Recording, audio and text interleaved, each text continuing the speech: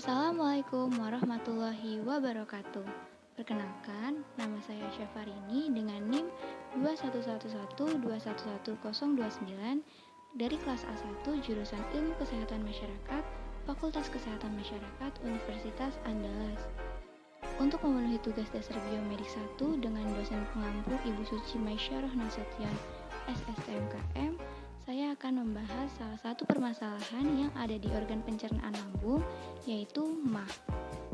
Sebelum membahas tentang penyakit MAH, kita harus tahu dulu nih bagaimana sih proses pencernaan makanan pada manusia.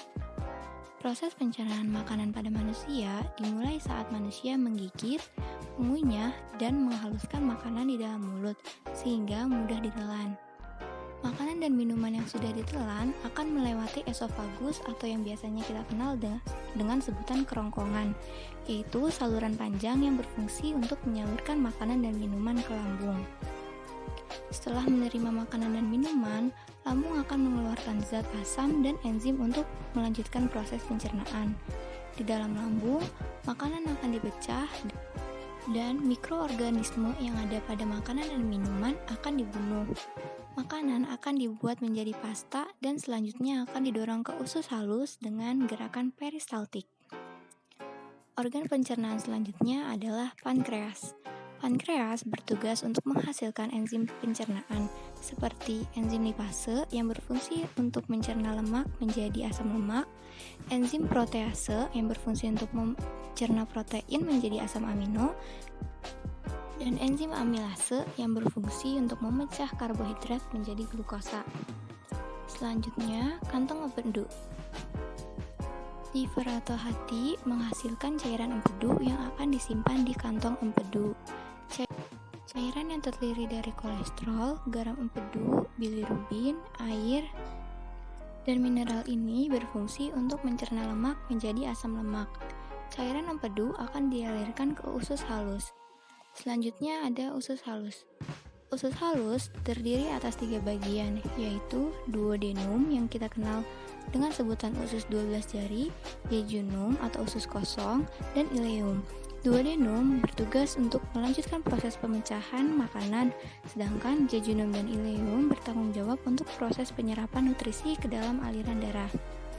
Setelah nutrisi terserap oleh tubuh, sisa pencernaan atau yang kita kenal dengan sebutan feses akan melalui usus besar dan akan didorong ke rektum. Ketika rektum sudah terisi penuh, kita akan merasakan mulas dan muncul dorongan untuk buang air besar. Feses akan keluar melalui anus. Proses pencernaan makanan hingga menjadi feses umumnya membutuhkan waktu 30-40 jam.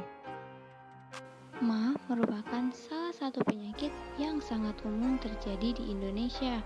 MAH merupakan penyakit pada sistem pencernaan yang disebabkan oleh asam lambung yang berlebihan sehingga dinding lambung yang tidak kuat menahan asam lambung akan mengalami luka atau iritasi dan menyebabkan rasa nyeri pada perut bagian atas, mual, hingga rasa terbakar pada ulu hati.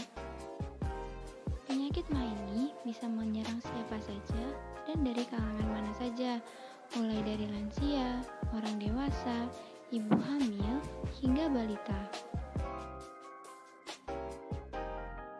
Seseorang yang menderita penyakit MAH akan mengalami gejala-gejala seperti mudah kenyang, mual hingga muntah-muntah, perut kembung, sering sendawa, nyeri pada perut bagian atas, nafsu makan menurun, berat badan turun, sulit bernapas, tinja berwarna gelap dan cair, serta rasa terbakar pada ulu hati.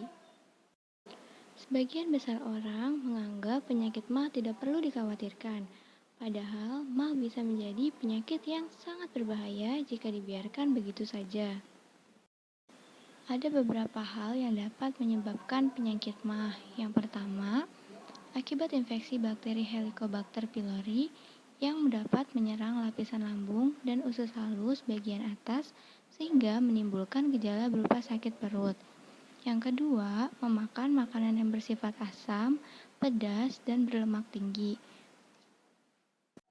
Yang ketiga, terlalu sering mengkonsumsi minuman yang berkafein, beralkohol, dan bersoda. Yang keempat, kebiasaan merokok. Yang kelima, kebiasaan makan dengan porsi yang terlalu besar sehingga dapat meningkatkan produksi asam lambung.